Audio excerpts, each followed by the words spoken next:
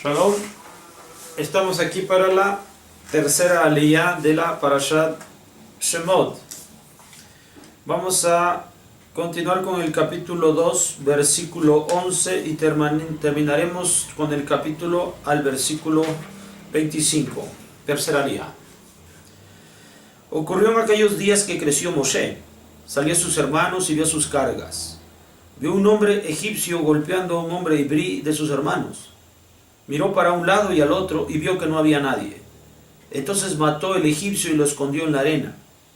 Salió en el día segundo y he aquí dos hombres hebrim riñendo.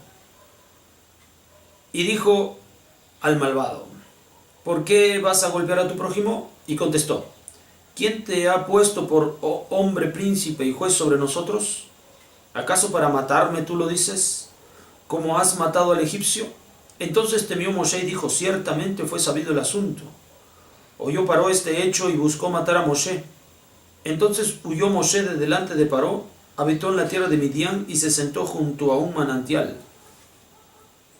El sacerdote de Midian tenía 7 hijas. Ellas vinieron, extrajeron agua y llenaron los bebederos para dar de beber a las ovejas de su padre. Pero llegaron los pastores y las echaron. Entonces se levantó Moshe, las salvó y dio de beber a sus ovejas. Vinieron a Reuel su padre y él preguntó: ¿por qué causa se apuraron en llegar hoy? Y contestaron: un hombre egipcio nos salvó de mano de los pastores.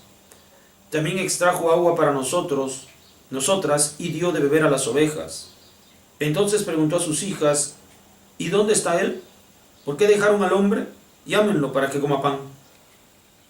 Aceptó Moshe habitar con el hombre y él dio a Ziporá su hija a Moshe. Ella dio a luz un hijo y Moshe llamó su nombre Gereshom, porque dijo: peregrino fui en un país extranjero. Ocurrió después de muchos días que murió el rey de Egipto. Entonces gimieron los hijos de Israel por el trabajo y clamaron. Subió su clamor a Elohim por el trabajo. Oyó Elohim sus clamores y recordó Elohim su pacto con Abraham, con Isaac y con Jacob. Vio Elohim a los hijos de Israel y supo Elohim. Bien. Esta tercera aliyá va a continuar hablándonos acerca de Moshe, el momento en el cual ha crecido y tiene una cierta fascinación por lo que está ocurriendo con sus hermanos, como viviendo en opresión a causa de los egipcios. Empieza a tener esta presencia de justicia en su vida y empieza a actuar de esa forma. En una ocasión, como relata el texto, encuentra a un egipcio oprimiendo duramente a un hebreo. Él levanta su mano, mata al egipcio, esconde. Piensa que nadie lo ve. Al día siguiente ocurre que están peleando ahora 2 hebreos. Él menciona al malvado que esto no es lo correcto, que esto no debe de hacerse, y entonces menciona el malvado que por qué Moshe está actuando de esa forma, como si fuera el juez de él, y que si va a tomar también la decisión como juez de matarlo igual que había matado al egipcio. De inmediato Moshe lo sabe. Dice: todo esto se ha descubierto, me voy. Faraón se entera. Cuando se entera Faraón, se preocupa por aquello que nosotros platicamos en la ocasión anterior. Ha de venir un libertador. No esperaba que de un descendiente de Leví viniera un libertador, pero ahora este libertador está tomando acciones de juez en la humanidad, para con el egipcio y con el hebreo, para con estos 2 hebreos. Esto lo sabe Faraón. Faraón se preocupa y empieza a perseguir a Moshe. Moshe se va, llega a una tierra en Midian. Allí se sienta un manantial de aguas. A ese manantial de aguas llegan de las hijas de del sacerdote de Midian, llegan para dar de beber a sus animales. Cuando vienen otros pastores también y riñen y pelean, alejan a estas mujeres. Moshe sale y las defiende. Otra vez, un hombre haciendo justicia está inherente en la vida de Moshe Rabenu. Simple y sencillamente actúa de acuerdo a su sentir y a su pensamiento, haciendo libertad, ejerciendo justicia. Él ejerce justicia entre egipcios y hebreos, entre hebreos, ahora entre midianitas, o sea, entre hebreos y no hebreos. Él está para ejercer justicia, clama su espíritu y su alma por hacer justicia. Esto es lo que él hace. Obviamente el padre de estas mujeres está muy agradecido por la defensa que ha hecho ese hombre de sus hijas. Lo invita para pasar a casa, para mantenerse en casa. En apariencia, para todos él es egipcio, tiene todo el aspecto egipcio, ha sido formado como egipcio. Su origen es hebreo, él lo sabe, pero su formación es egipcia. Ante todos los demás aparece como egipcio. Entonces, cuando llega este hombre a casa del sacerdote de Midian, Moshe, pues finalmente termina casándose con una de las hijas del sacerdote, que es con Zipporá, y le van a hacer allí un hijo. Le va a llamar Gereshom, de donde viene la palabra Ger, que significa peregrino, porque es peregrino fui en un país extranjero, dice. Justamente cuando se llama, le pone por nombre así a su hijo, él está consciente de lo que está ocurriendo en Egipto. Precisamente la Torá de inmediato menciona que el clamor del pueblo hebreo en la tierra de Egipto está subiendo fuertemente.